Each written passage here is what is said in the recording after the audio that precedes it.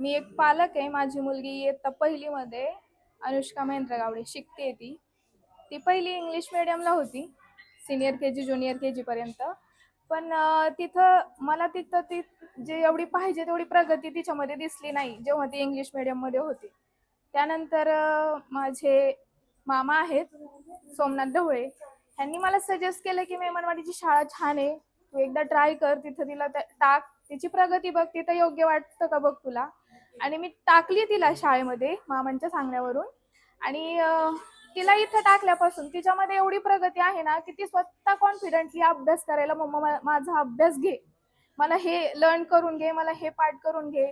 आणि सरांनी एक असं स्टार मंथ म्हणून एक त्यांची हे आहे प्रकल्प असा आहे, की त्यामध्ये की मुलांना स्टार देतात एखादी छान गोष्ट केली ना, की ते मग त्यामुळे मुलांचा कॉन्फिडन्स वाढतोय, की नाही का मम्मा, की ही गोष्ट केली ना की मला स्टार भेटन असं मॅम म्हणल्या, मग हे मी करणार आहे आणि मला स्टार पाहिजे.